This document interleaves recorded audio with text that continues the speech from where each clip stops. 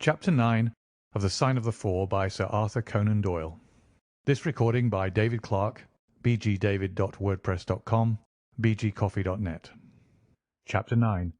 A Break in the Chain. It was late in the afternoon before I woke, strengthened and refreshed.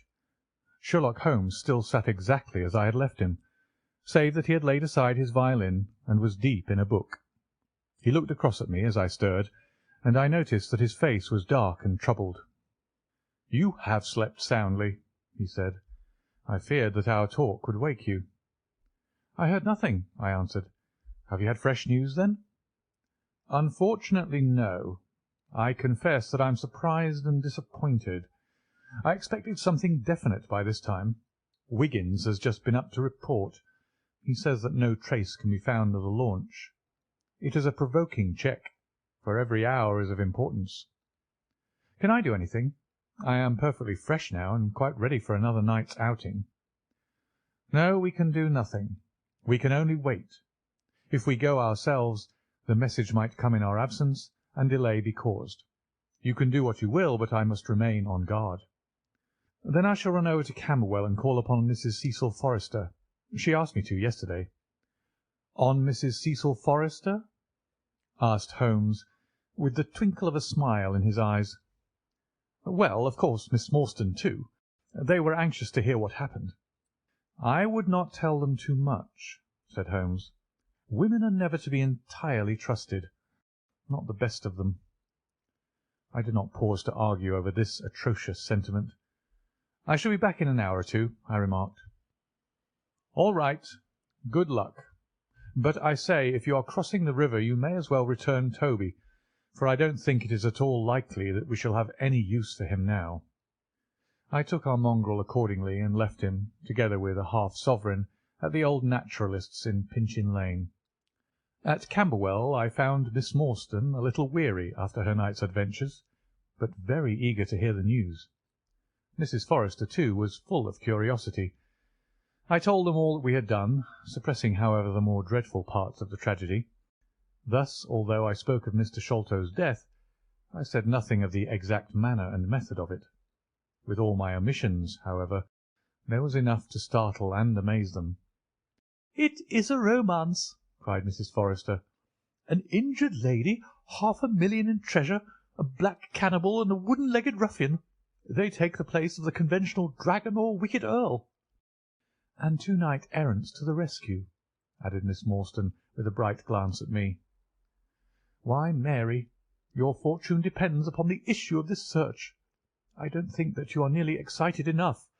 Just imagine what it must be to be so rich, and to have the world at your feet." It sent a little thrill of joy to my heart to notice that she showed no sign of elation at the prospect. On the contrary, she gave a toss of her proud head, as though the matter were one in which she took small interest. "It is for Mr. Thaddeus Sholto that I am anxious," she said. "Nothing else is of any consequence, but I think that he has behaved most kindly and honourably throughout. It is our duty to clear him of this dreadful and unfounded charge." It was evening before I left Camberwell, and quite dark by the time I reached home. My companion's book and pipe lay by his chair, but he had disappeared. I looked about in the hope of seeing a note, but there was none. "I suppose that Mr. Sherlock Holmes has gone out," I said to Mrs. Hudson as she came up to lower the blinds. "No, sir. He has gone to his room, sir. Do you know, sir," sinking her voice into an impressive whisper, "I'm afraid for his health." "Why so, Mrs. Hudson?" "Well, he's that strange, sir. After you was gone, he walked and he walked, up and down until I was weary of the sound of his footstep. Then I heard him talking to himself and muttering, and every time the bell rang out he came on the stair-head with, 'What is that, Mrs. Hudson?' And now he's slammed off to his room, but I can hear him walking away the same as ever. I hope he's not going to be ill, sir. I ventured to say something to him about cooling medicine, but he turned on me, sir, with such a look that I don't know how ever I got out of the room." "I don't think that you have any cause to be uneasy, Mrs. Hudson," I answered. "I have seen him like this before. He has some small matter upon his mind which makes him restless." I tried to speak lightly to our worthy landlady, but I was myself somewhat uneasy, when through the long night I still from time to time heard the dull sound of his tread, and knew how his keen spirit was chafing against this involuntary inaction. At breakfast time he looked worn and haggard, with a little fleck of feverish colour upon either cheek. "You're knocking yourself up, old man," I remarked. "I heard you marching about in the night." "No, I could not sleep," he answered. "This infernal problem is consuming me. It is too much to be baulked by so petty an obstacle. When all else had been overcome, I know the men, the launch, everything, and yet I can get no news. I have set other agencies at work, and used every means at my disposal. The whole river has been searched on either side, but there is no news, nor has Mrs. Smith heard of her husband. I shall come to the conclusion soon that they have scuttled the craft, but there are objections to that. Or that Mrs. Smith has put us on a wrong scent. No, I think that may be dismissed. I had inquiries made, and there is a launch of that description." "Could it have gone up the river?" "I have considered that possibility too, and there is a search party who will work up as far as Richmond. If no news comes to-day, I shall start off myself to-morrow and go for the men rather than the boat. But surely, surely we shall hear something." We did not, however. Not a word came to us either from Wiggins or from the other agencies. There were articles in most of the papers upon the Norwood tragedy. They all appeared to be rather hostile to the unfortunate Thaddeus Sholto. No fresh details were to be found, however, in any of them, save that an inquest was to be held upon the following day. I walked over to Camberwell in the evening to report our ill success to the ladies, and on my return I found Holmes dejected and somewhat morose.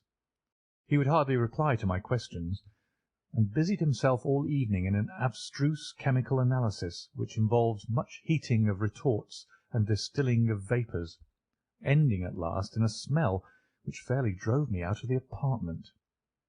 Up to the small hours of the morning I could hear the clinking of his test-tubes, which told me that he was still engaged in his malodorous experiment. In the early dawn I woke with a start, and was surprised to find him standing by my bedside, clad in a rude sailor dress, with a pea-jacket and a coarse red scarf round his neck. "I am off down the river, Watson," said he. "I have been turning it over in my mind, and I can see only one way out of it. It is worth trying at all events." "Surely I can come with you, then?" said I.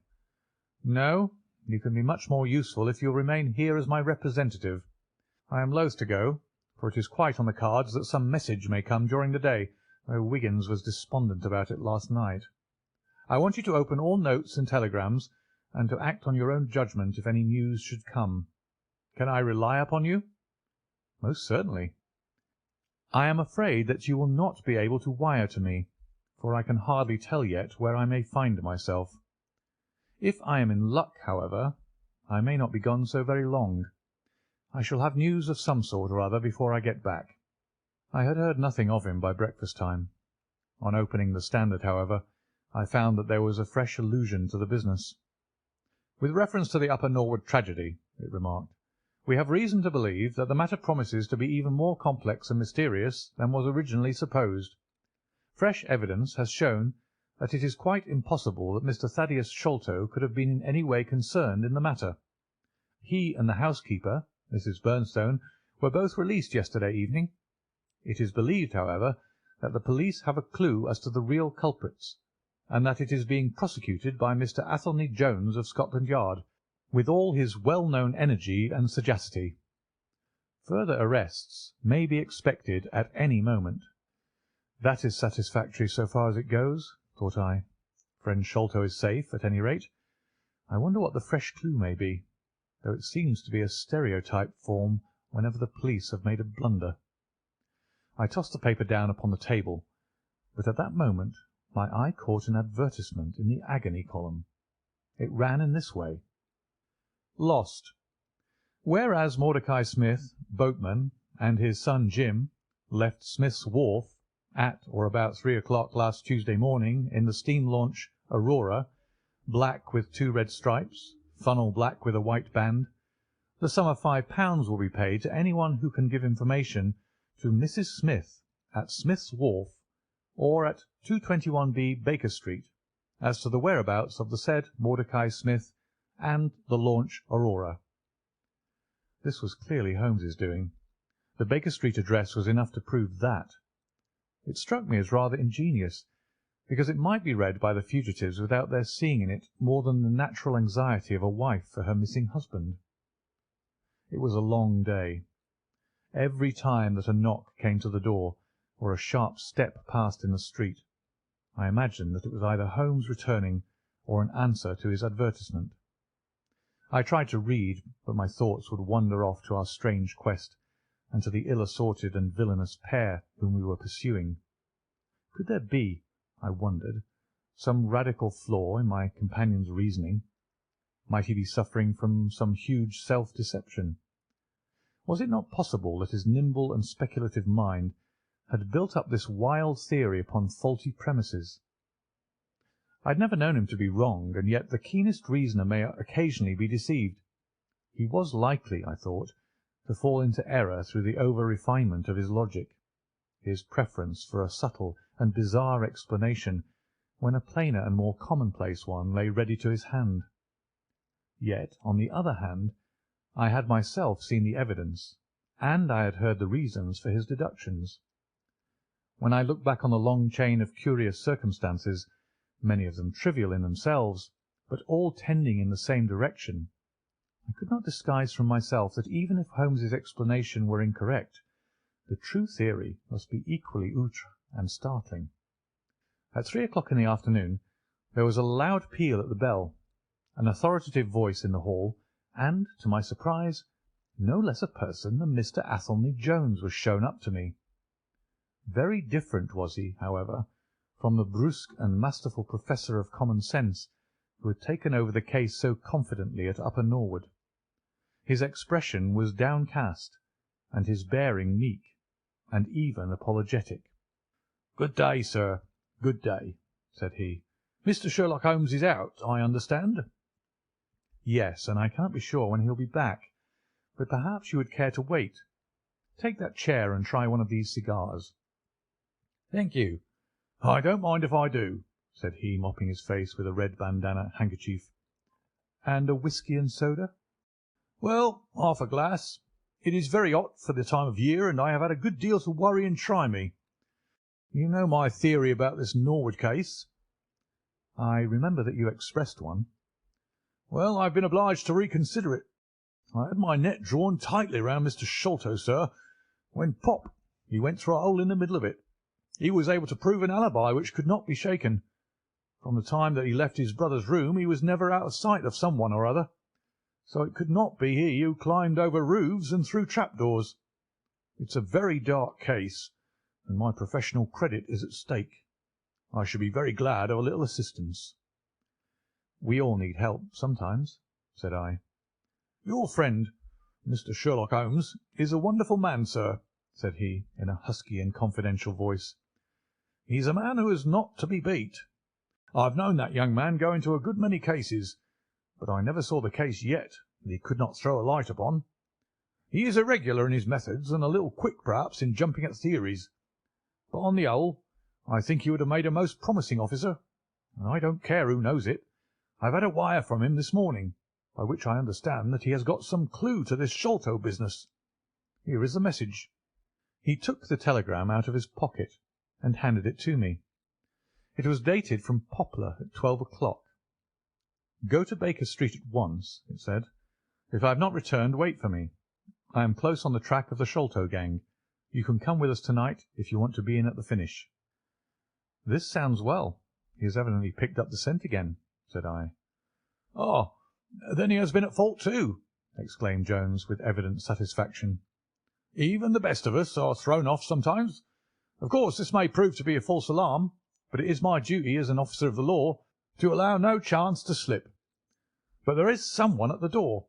Perhaps this is he." A heavy step was heard ascending the stair, with a great wheezing and rattling as from a man who is sorely put to it for breath. Once or twice he stopped, as though the climb were too much for him, but at last he made his way to our door and entered, His appearance corresponded to the sounds which we had heard. He was an aged man, clad in seafaring garb, with an old pea-jacket buttoned up to his throat. His back was bowed, his knees were shaky, and his breathing was painfully asthmatic. As he leaned upon a thick oaken cudgel, his shoulders heaved in the effort to draw the air into his lungs.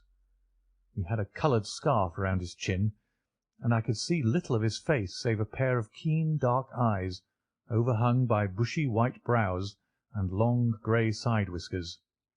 Altogether, he gave me the impression of a respectable master mariner who had fallen into years and poverty. "What is it, my man?" I asked. He looked about him in the slow, methodical fashion of old age. "Is Mr. Sherlock Holmes here?" said he. "No, but I am acting for him. You can tell me any message you have for him." "It was to him himself I was to tell it," said he. "But I tell you that I am acting for him. Was it about Mordecai Smith's boat?"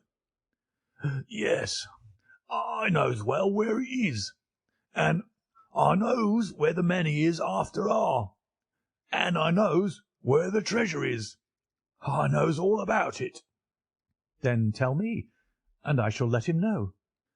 "It was to him I was to tell it," he repeated with the petulant obstinacy of a very old man.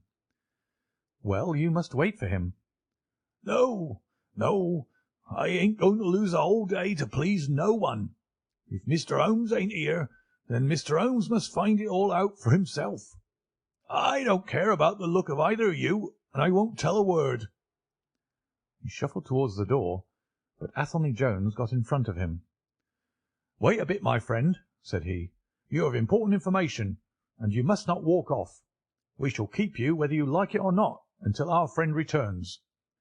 The old man made a little run towards the door, but as Athelney Jones put his broad back up against it, he recognized the uselessness of resistance. "Pretty sore treatment, this," he cried, stamping his stick. "I come here to see a gentleman, and you two, who I never saw in my life, seize me and treat me in this fashion." "You will be none the worse," I said. "We shall recompense you for the loss of your time. Sit over here on the sofa, and you will not have long to wait." He came across sullenly enough and seated himself with his face resting on his hands. Jones and I resumed our cigars and our talk. Suddenly, however, Holmes's voice broke in upon us. "I think that you might offer me a cigar too," he said. We both started in our chairs. There was Holmes sitting close to us with an air of quiet amusement. "Holmes!" I exclaimed. "You here? But where's the old man?" "Here is the old man," said he, holding out a heap of white hair. "Here he is, wig, whiskers, eyebrows, and all. I thought my disguise was pretty good, but I hardly expected that it would stand that test." "Ah, you rogue!" cried Jones, highly delighted. "You would have made an actor, and a rare one. You had the proper workhouse cough, and those weak legs of yours are worth £10 a week. I thought I knew the glint of your eye, though. You didn't get away from us so easily, you see." "I have been working in that get-up all day," said he, lighting his cigar. "You see, a good many of the criminal classes begin to know me, especially since our friend here took to publishing some of my cases, so I can only go on the war-path under some simple disguise like this. You got my wire?" "Yes, that was what brought me here." "How has your case prospered?" "It has all come to nothing. I've had to release 2 of my prisoners, and there is no evidence against the other 2. "Never mind. We shall give you 2 others in the place of them. But you must put yourself under my orders. You are welcome to all the official credit, but you must act on the line that I point out. Is that agreed?" "Entirely, if you'll help me to the men." "Well, then, in the first place I shall want a fast police boat, a steam launch, to be at the Westminster Stairs at 7 o'clock. "That is easily managed. There's always one about there, but I can step across the road and telephone to make sure." "Then I shall want 2 stanch men in case of resistance." "There will be 2 or 3 in the boat. What else?" "When we secure the men we shall get the treasure. I think that it would be a pleasure to my friend here to take the box round to the young lady to whom half of it rightfully belongs. Let her be the first to open it. Eh, Watson?" "It would be a great pleasure to me." "Rather an irregular proceeding," said Jones, shaking his head. "However, the whole thing is irregular, and I suppose we must wink at it. The treasure must afterwards be handed over to the authorities until after the official investigation." "Certainly. That is easily managed. One other point. I should much like to have a few details about this matter from the lips of Jonathan Small himself. You know I like to work the detail of my cases out. There is no objection to my having an unofficial interview with him, either here in my rooms or elsewhere, as long as he is efficiently guarded." "Well, you're master of the situation. I've had no proof yet of the existence of this Jonathan Small. However, if you can catch him, I don't see how I can refuse you an interview with him." "That is understood, then." "Perfectly. Is there anything else?" "Only that I insist upon your dining with us. It will be ready in half an hour. I have oysters and a brace of grouse, with something a little choice in white wines. Watson, you have never yet recognised my merits as a housekeeper." End of Chapter 9.